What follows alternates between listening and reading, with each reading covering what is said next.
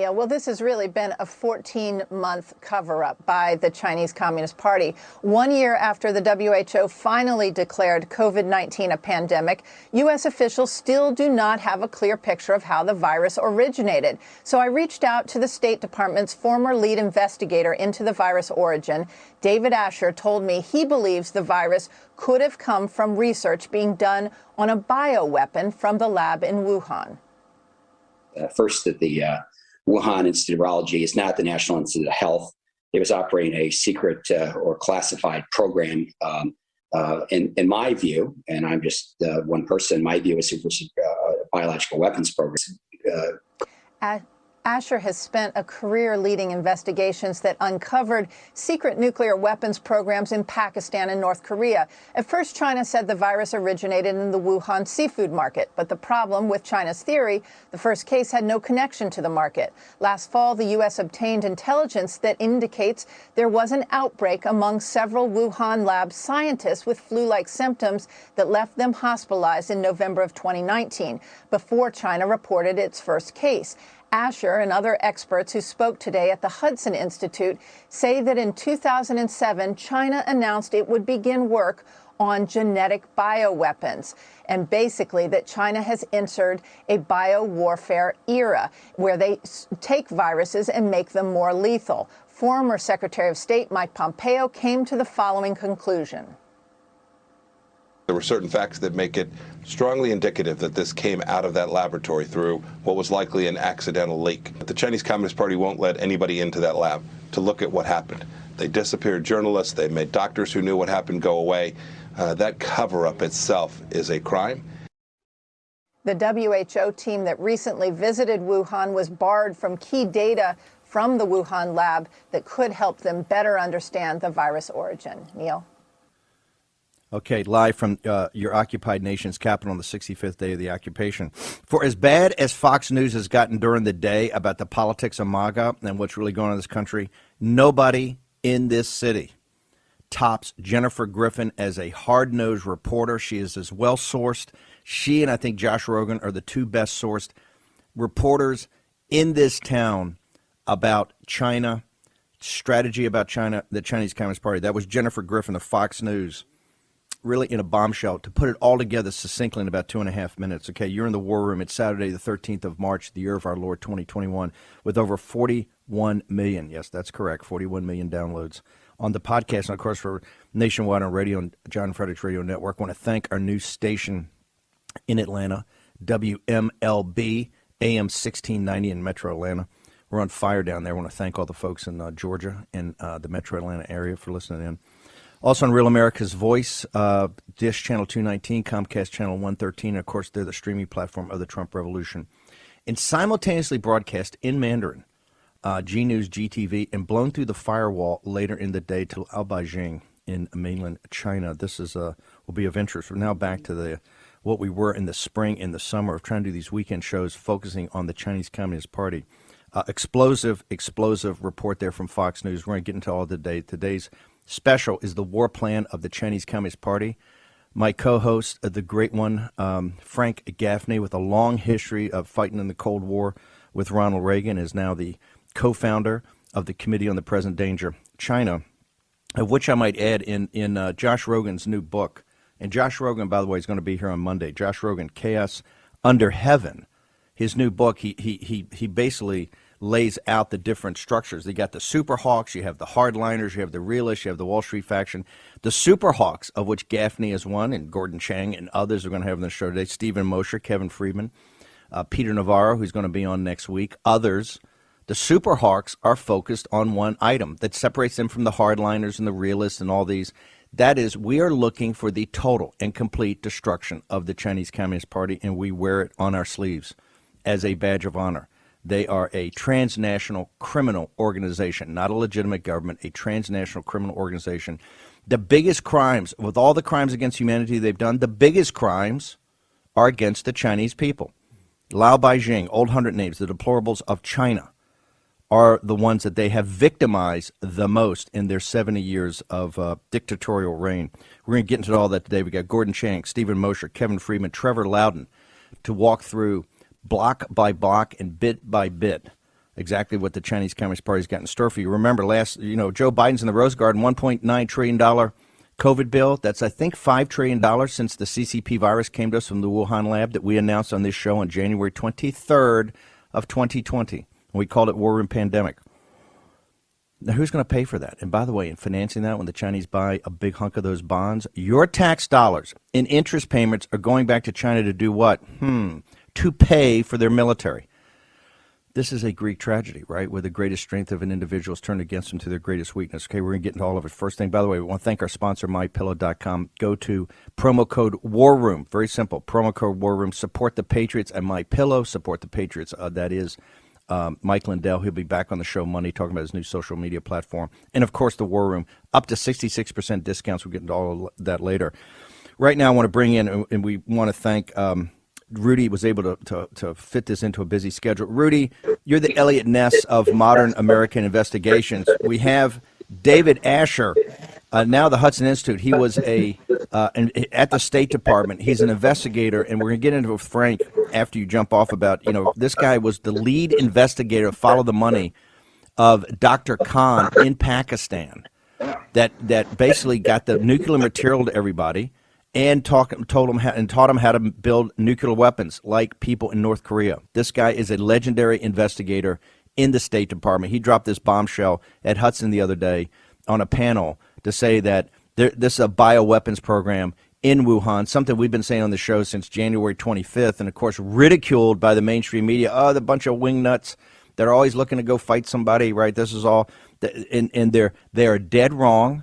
They've covered this up. The mainstream media has helped cover this up. And this is a ticking time bomb because they have an active bioweapons program in China that contravenes, I guess, the treaty they supposedly signed right back in the 70s. Okay, Rudy, you're the top investigator. With what Asher's talking about, how would you prosecute? How would you go about getting to the bottom of what happened in Wuhan lab? A couple of ways to do it. I think I would do it is I would start with the Chinese lockdown, because no matter what, that's a terrible crime. There was a point when China became aware of the fact that they had this virus, whether it was a bioweapon, gain of function, or somehow miraculously appeared in China, which obviously is not true.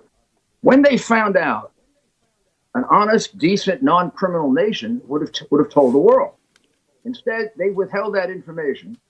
And I'm not sure from the interviews that I've heard from you and that we've done and that Maria has done, it could be anywhere from the minimum 4 weeks, maximum 7-8 weeks. They withheld that information from the world. They locked down China. So China suffered very little. And they attacked the world.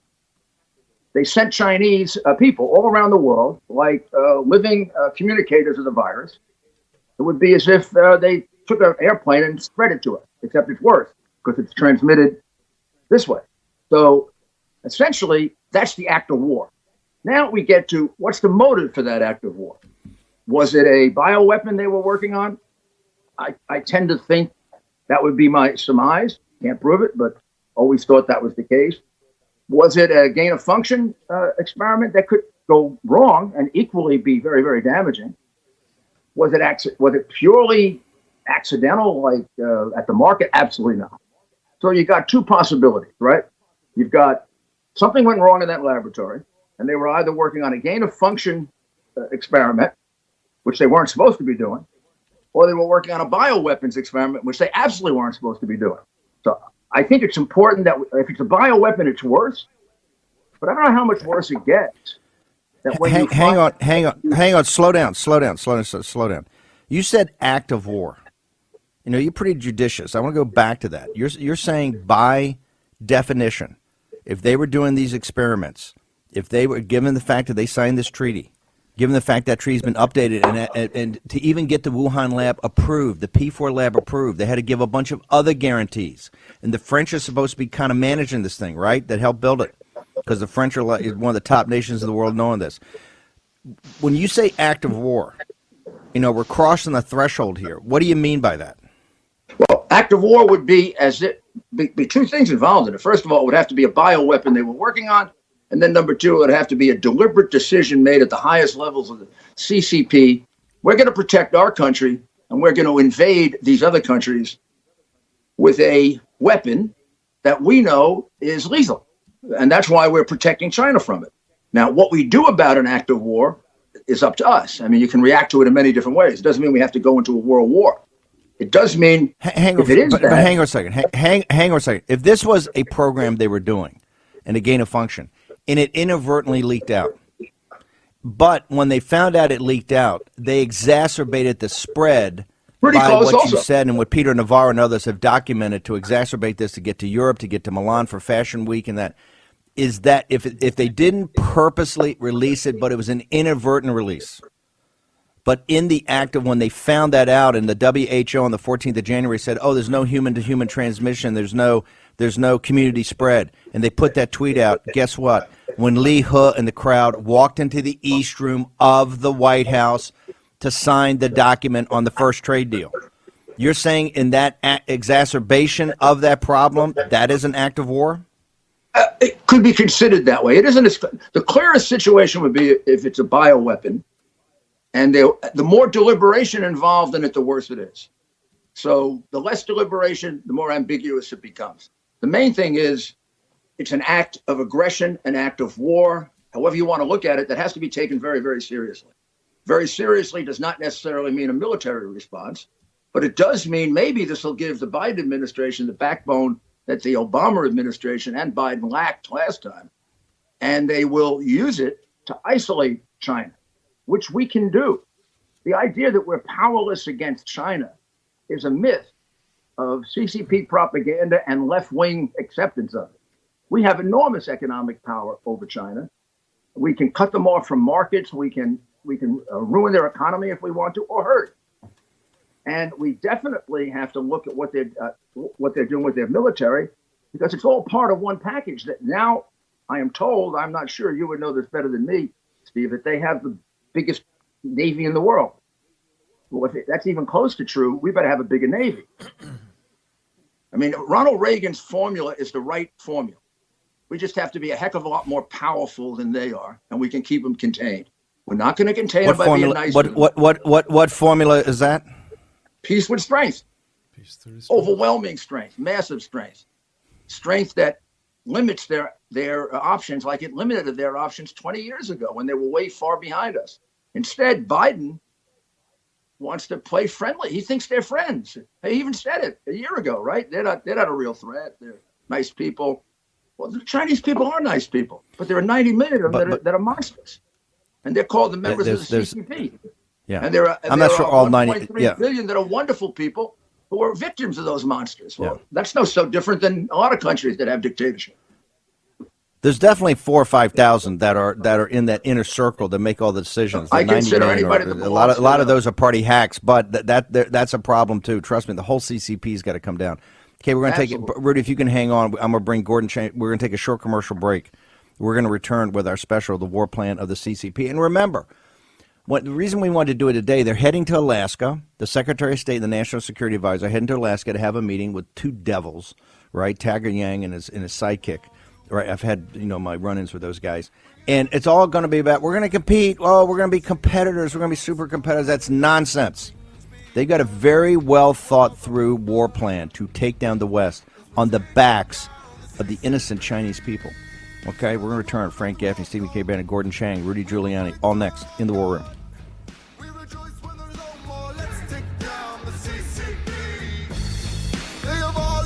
War Room Pandemic with Stephen K. Bannon. The epidemic is a demon, and we cannot let this demon hide. War Room Pandemic. Here's your host, Stephen K. Bannon. Okay, the great Jennifer Griffin over at Fox News breaks a big story about David Asher, a lead investigator at the State Department, who's worked on some of the biggest cases in the history of the modern America, particularly the Pakistan case. He was the lead investigator. He's a follow the money guy. He's a lead investigator on finding out about Pakistan. The reason you got a problem in North Korea is the nuclear physicist in Pakistan, trained in the West, that leaked the uranium and the way to make a nuclear weapon. That's why the spread of nuclear weapons came out of Pakistan. Who found that out? Lead investigator David Asher. He's now saying, hey, I'm just a guy, but I've been looking into the State Department. This is a bioweapons program. Okay, before we go to Gordon Chang, Why are they even talking about bioweapons program? Didn't Deng Xiaoping in 1984 sign the treaty to Biological Weapons Convention? They acceded to it in 1984. That's right. We also have heard from a guy who was the defense minister of China in 2003 that at the same time Deng Xiaoping was doing that, he had put in motion, or shortly thereafter, I think actually 1991 probably, he had put in motion a biological weapons program for the purpose of depopulating the United States so that the excess population of China could be migrated there to colonize the place. I want to get into all of this. By the way, so, we've got this warroomdefense.com, the War Room Defense Pack. Make sure you go there. You got to build up your immune system, right? Whether you think it's a biological weapon or you think it's a total hoax, the one thing we've found out in this pandemic is that it gets down to you as an individual getting your immune system up, right? Whether you're a mask person or you burn mask out in your front yard, right, in your lawn, go to warroom.com today. Get the War Room Defense Pack. We're private label. You get the zinc and the vitamin D3. You get it for free. It's all for free. You got to pay shipping and handling for that. And then look at what the program is. If you think it's for you, sign up. We're going to have more information about that. I want to go to Gordon Chang. Gordon, you're one of the smartest of the old China hands. Walk us through, in your mind, the evidence that backs up what Rudy's been saying and Frank Gaffney and David Asher. Walk us through the evidence. We start on January 20 of last year. That's the day that China, for the first time, publicly admitted that the coronavirus was human-to-human transmissible. But Chinese doctors in Wuhan knew at least 5 weeks earlier. And there's a Harvard Medical School study that suggests that they probably knew in August of 2019, which is 5 months earlier. Now, in that 5 weeks or 5 months, if the Chinese government said nothing about human transmissibility, that would have been grossly irresponsible, Steve. But we know that they tried to convince the world that it was not contagious. And we know that because the World Health Organization on January 9 issued a statement saying that China felt that this was not transmissible. And then that January 14th tweet that you referred to in the previous segment again reinforced that message. So China lied to the world. At the same time, and you pointed this out, China's leader pressured countries not to impose travel restrictions or quarantines on arrivals from China. At the same time, Xi Jinping, the Chinese ruler, he was locking down Wuhan and surrounding cities, which means that he felt that the lockdowns were effective in preventing the spread of disease, which means that he knew that by pressuring other countries to take Chinese passengers, that he was spreading the disease. So at the same time that he was getting countries to accept Chinese arrivals, he was lying about contagiousness. After January 20, when they finally admitted that this was human-to-human transmissible, China then started a program on the next day, January 21st, to convince the world that this was no more dangerous than SARS, the 2002-2003 epidemic that killed under 1,000 people in the world. So we can see what China was doing here. And Rudy is right. This is an act of war. However this bug started, whether it was a lab accident, whether it was a deliberate spread of a biological weapon, or whether it was a natural zoonotic transfer, China turned it into a biological weapon. I want to go back to Gordon. One thing you said before I go back to Rudy and Frank. I want to go back to the late January when they finally had to admit it. And the only reason they had to admit it, they locked down Hubei province. Hubei province is the size of France with the population of France. These provinces of theirs are nations, and I mean big nations. But they quarantined Wuhan, and I mean, Gordon, in a hard quarantine.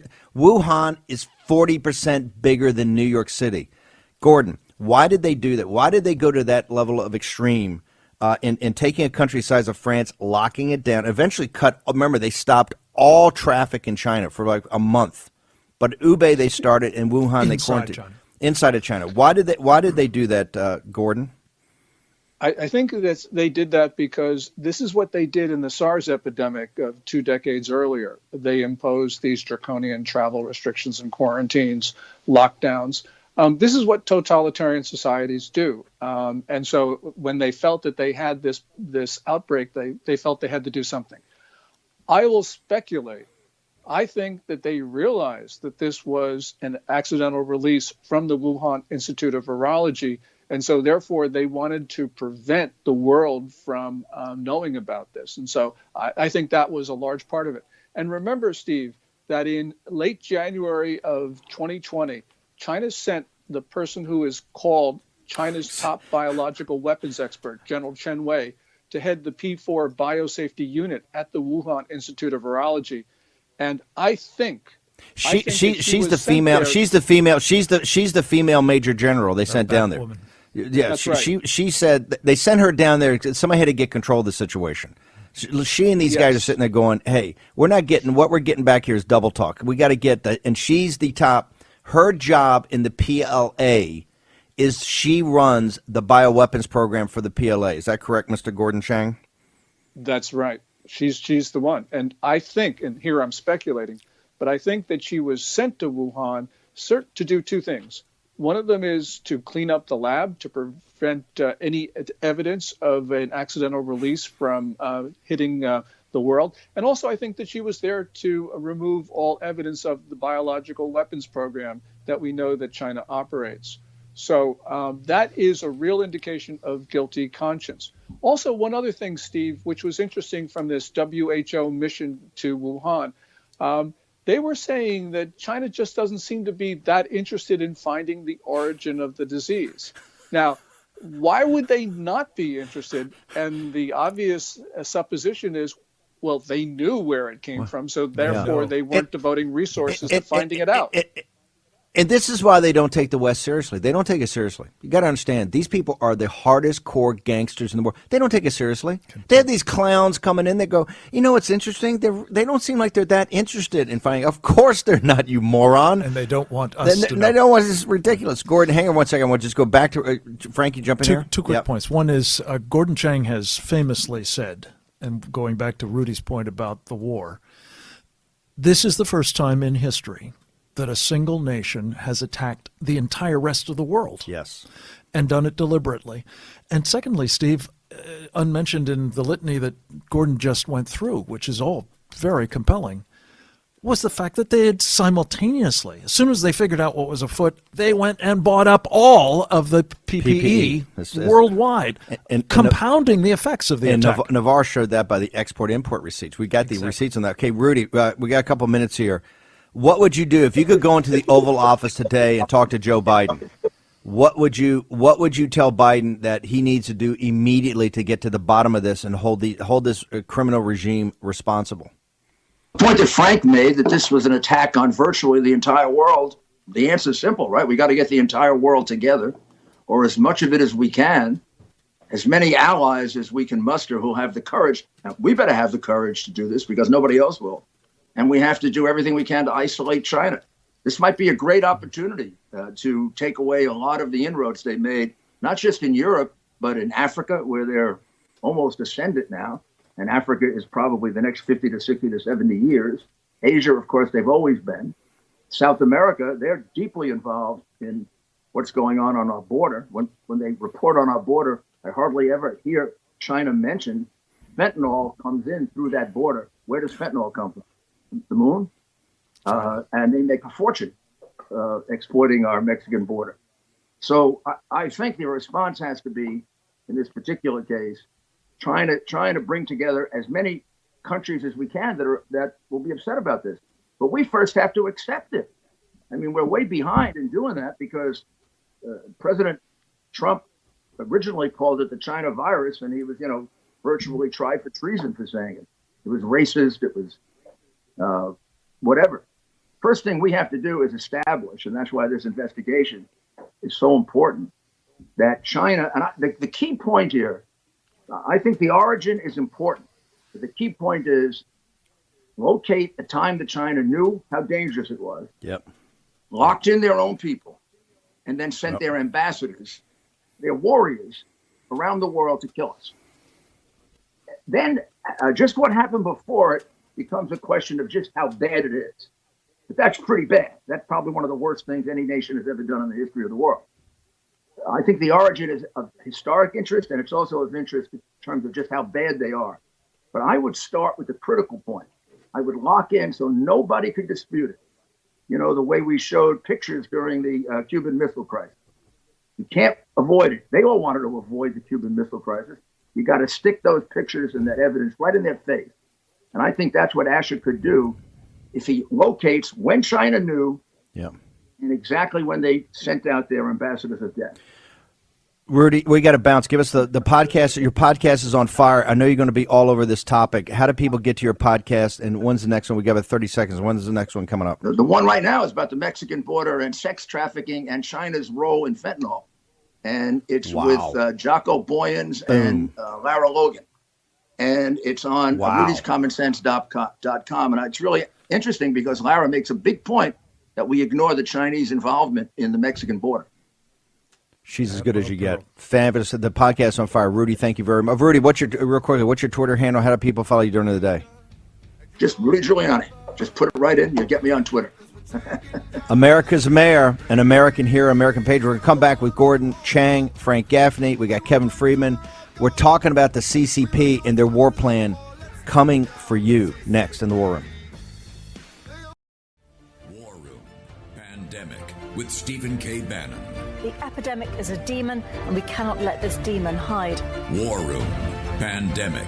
Here's your host, Stephen K. Bannon. You're at the home of the Super Hawks. I don't have no problem with that. We're very focused on something, very focused on confronting and taking down the Chinese Communist Party, right? They're the font of all evil in the world, transnational criminal organization. By the way, I want to thank our sponsor, MyPillow.com. Mike Lindell, the great patriots over that American-made, the company that makes stuff in America. And where they don't make it in America, it's American technology.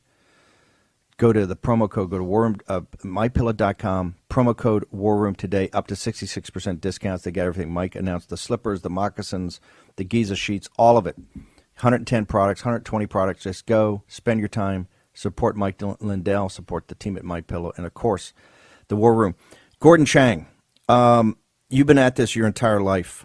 I want to ask you, first off, Gordon, so people, my phone's blown up already. How do people follow you? What's your coordinates? What's your Twitter handle, and how do people follow you during the day? Because people are saying, hey, we got to, I need to know more about Gordon Chang. So how do they do that? Yeah, my Twitter handle is Gordon G. Chang, GordonGchang. Okay, I want to go back to Rudy before I want you to pull the camera back and talk about the CCP overall, but I got to finish with this, with the coronavirus. But people don't understand out there.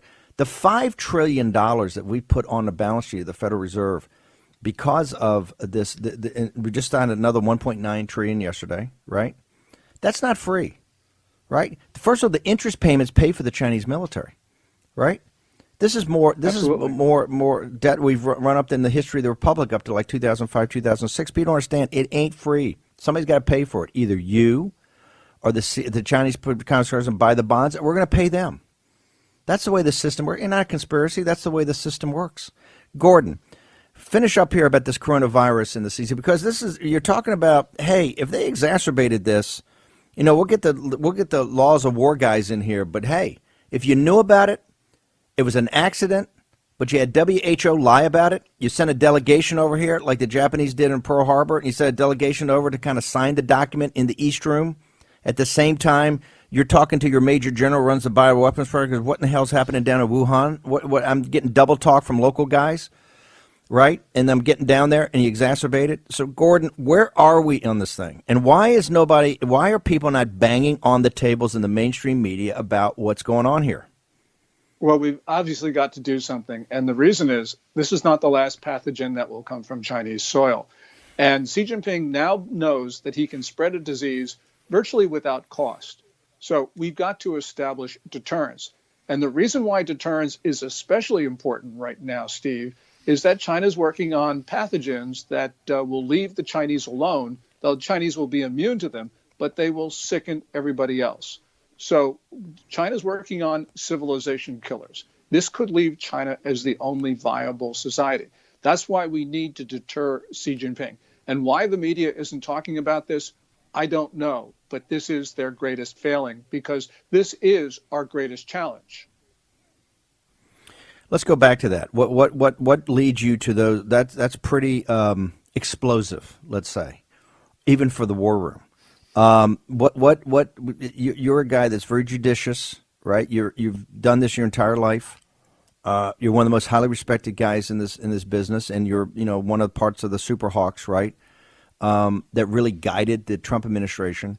What would lead you to believe that, understanding he hasn't been held accountable, and we haven't gone to the UN Security Council about this and had a discussion, but Gordon, what leads you to believe that they're now developing other pathogens as they continue to build? Guess what? P4 Labs. Hey, just saying. What leads you to believe that, Gordon? Yeah, in the 2017 edition of the Science of Military Strategy, which is an authoritative publication of China's National Defense University, actually talks about a new form of biological warfare of, quote, specific ethnic genetic attacks. About a year ago, Bill Gert's Washington Times actually quotes an American official who is very concerned that China is in fact doing that. We know that the Chinese lab, the Wuhan Institute of Virology, was engaged in gain of function experiments, which are so dangerous and risky. They are illegal in the U.S., which is the reason why the National Institutes of Health had funded the Wuhan Institute to conduct these experiments. Fauci. And Fauci. There's a guy named Fauci who's responsible for, I think it's a $3.7 million grant in 2015. But the Wuhan Institute actually talked about these types of gain of function experiments. There's a Science article from either September or November 2015 that discusses the types of research that they're doing there on coronaviruses. So, China has this doctrine of... Slow down 1 second. I got to put a pin in this. And we're going to get the guy Dasick? Peter Dasick. Peter Dasick. I'm going to pull this up. We'll do it, the Daily Caller thing that pulled it up the other day, where he blames Steve Bannon, the War Room, and the Super Hawk posse over the Committee on Present Danger. It's our rhetoric. It's our rhetoric that has made that the Chinese is now so nervous because of the War Room, right? They got government. They're so nervous. They're victims. They're victims. They're victims. We're the cause. We're the cause. The Gordon Changs and the Frank Gaffney and Steve Bannon. They're the cause of why China legitimately won't turn over any data, right? Because they're so nervous. We're such partisans and so politicized this. Gordon, this point that no committee hearing has asked this guy, and no mainstream media, the 1 million times he's been on at CNN, nobody's asked him. Gain of function experiments. The American people have to understand something. Something that was banned in the United States, in the guy down at the University of North Carolina, that Dr. Barrick, I think his name is, the guys in North Carolina doing it, up at the University of Maryland, they shut the whole thing down. Fauci. Temporarily, and then Fauci and Collins, NIH, and we don't know who up the chain of command signed off on that. I'm still trying to get a clear answer, and I've been on this for a year, right? Gordon, how did the U.S. taxpayer, this audience out there right now, and our audience in China, the Lao Beijing, explain to me how U.S. taxpayers, through a guy like Tony Fauci, are paying for these experiments in the Wuhan lab that the French and guys at the State Department tell us may not be high and tight the way it's run. It may have a few problems. The bat lady looks a little crazy, right? And it's not possible to do it in the United States. And it's not possible to do it in the United States. So, Gordon, explain to our audience, how do U.S. taxpayers give Dasick the money and University of Texas at Galveston, I guess, and all that gets back to Wuhan to do these experiments? The only thing I can say, Steve, that it is indefensible that this occurred. To take this gain of function experiments, illegal in the U.S., illegal elsewhere, and send them over to China, pay for them. Because essentially what we did was we have funded China's biological weapons research. And so really what we're doing is we're supporting the Chinese military in its attempts to poison the world. And this is not a theoretical concern, because we know what Xi Jinping did last year and the year before in terms of lying about the disease and spreading it around the world. So I can't explain. Gordon, just go back for a minute, Steve, because you connected two really important dots here. Gordon talks about their biological weapons program, they acknowledge the idea of being able to target certain ethnicities for elimination. And I mentioned that Deng Xiaoping said we were one of the ethnicities they had in mind for this purpose. going back to 1991, I believe. So could it be possible that this gain-of-function experimentation being funded by taxpayers is in part enabling the generation of the ethnically targeted techniques by which we, here in the United States, those very same taxpayers will be eliminated by communist China? Yeah, Frank, you got that Gordon, exactly right. I mean, there's no question about it. There's this notion among scientists. It's naive, that we're all scientists around the world. We should all cooperate. And maybe that's the reason why NIH did this. I mean, I don't know what their motives were, but it was wrong. It was morally wrong. It was strategically wrong. And clearly it was against biology ethics. So clearly there's just no defense of this. Suicidal. I want to stay in this part. One other question. If you're doing gain-of-function experiments, I mean, they say, oh, it's for the higher good. We're trying to do this so that we can know if these superbugs come up. But the basis of gain-of-functions is some sort of issue about weaponization. Am I wrong in that, Gordon Chang and Frank Gaffney? There's something about you're doing gain-of-function as part of a process or program for a reason. Is that correct, Gordon Chang? Yeah, that is correct, Steve, because gain of function means taking a pathogen and making it either more lethal or more contagious or both. Now, people will say, well, we're doing this to create defenses against biological weapons from other countries. But there really is no distinction between what they're doing and actually a biological weapons program. So gain of function is, when you think about exactly what gain of function is, it shows that this is a ridiculous explanation. And to the point of what's legal and illegal here, the Biological Weapons Convention explicitly prohibits research into biological weapons activities. Gordon, we got a couple of minutes. I need to have you sum up what this audience is powerful. This show's powerful because the audience, not us.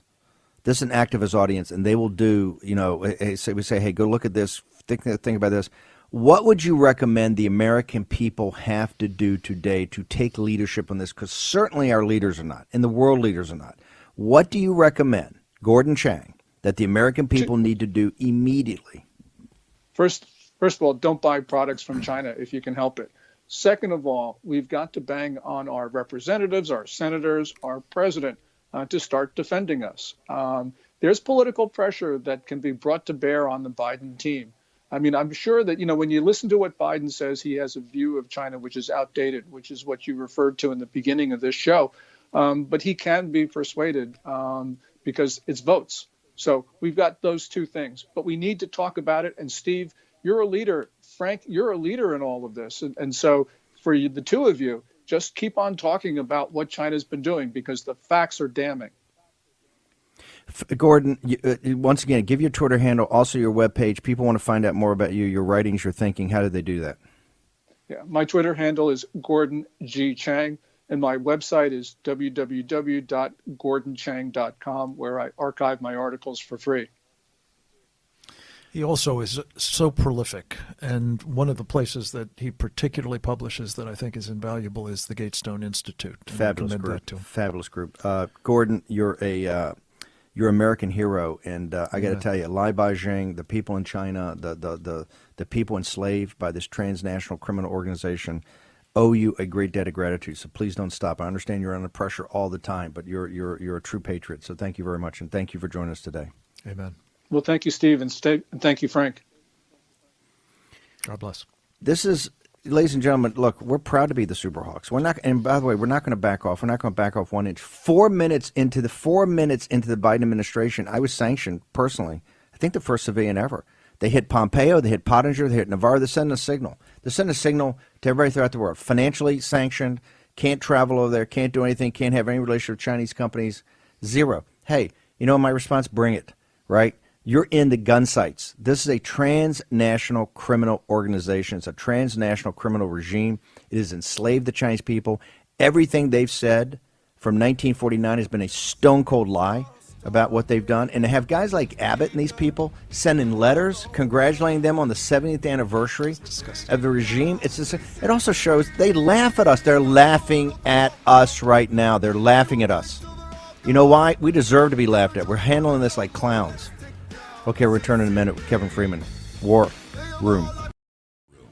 Pandemic with Stephen K. Bannon. The epidemic is a demon, and we cannot let this demon hide. War Room. Pandemic. Here's your host, Stephen K. Bannon.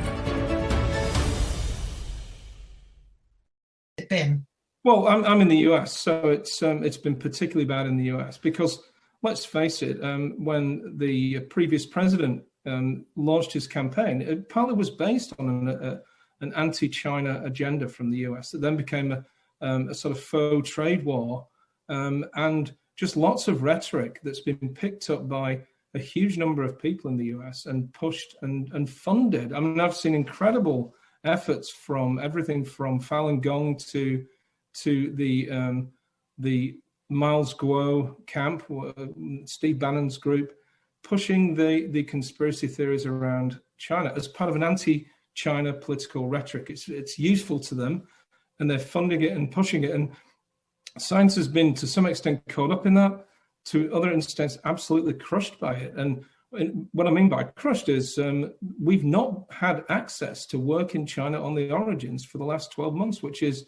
ironic because we could have been on the ground there working with our Chinese colleagues. And by now we may have had some really important answers as to how it emerged. And the rhetoric has held that up.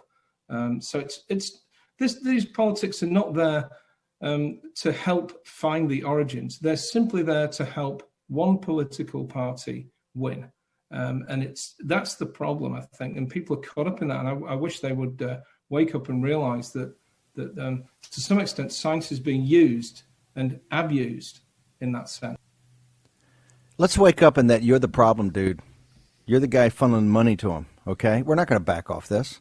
This is not partisan rhetoric. This is common sense, okay? This is common sense. We've called this from day one of what happened. It was a pandemic. When you, sir, didn't say it was a pandemic. You were covering. Remember, Fauci's the biggest. You read all the stuff about Navarro, about talking to the president about shutting down access from China on January 27th, 28th. That's Navarro going through what he knows about China. These guys wouldn't even admit it was a pandemic until March 11th. When the president came up, mainstream media wasn't called. Nancy Pelosi and these guys are dancing the streets in Chinatown. Oh, there's nothing. This is not racist and is not xenophobic.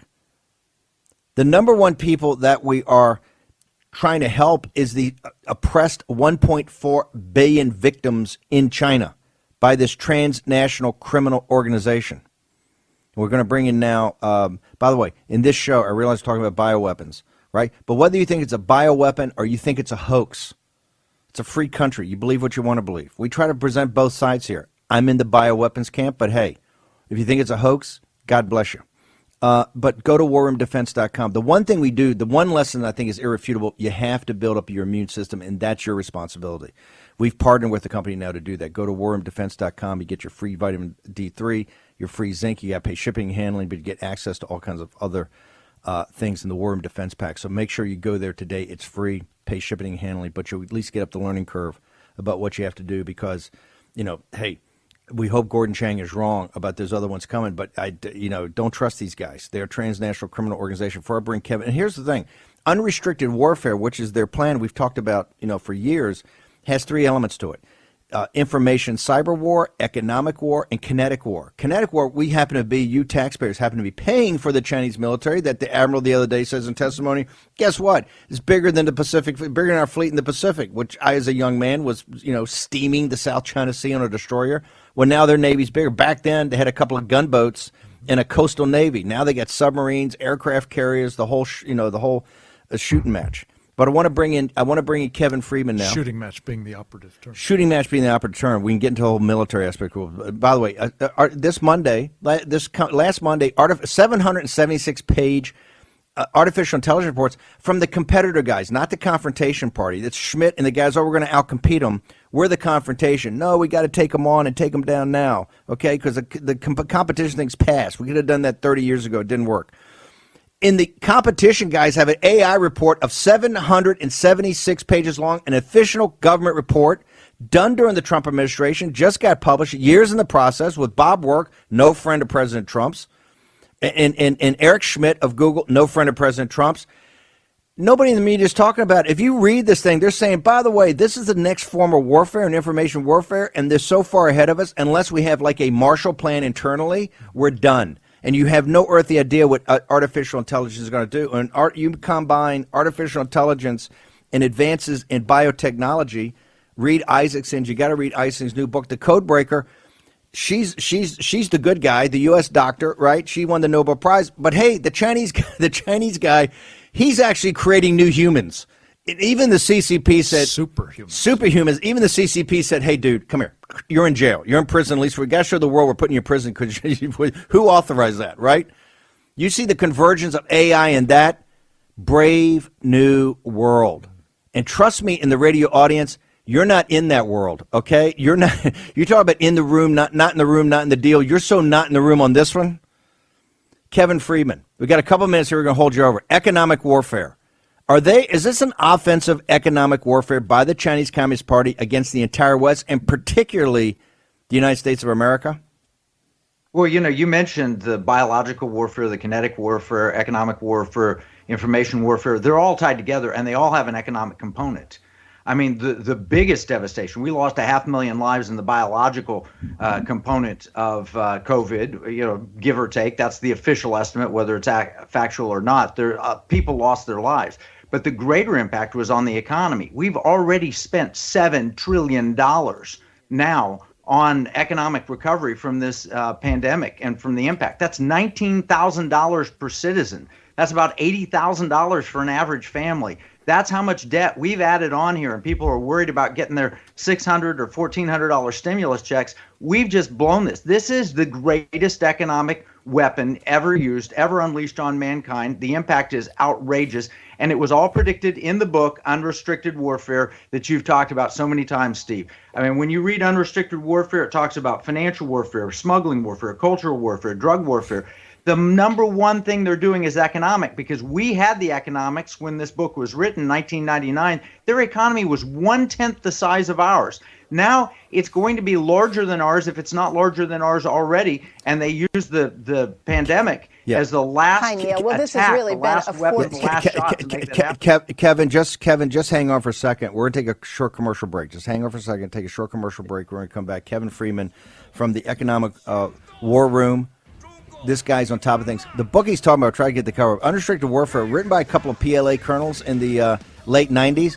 It lays out the entire battle map, and guess what? They've executed on it pretty well. Hat tip to the transnational criminal organization, Chinese Communist Party. Hey, if your enemy's going to act like idiots, run the table. We're going to be back with Trevor Loud and Kevin Freeman, Frank Gaffney in a minute.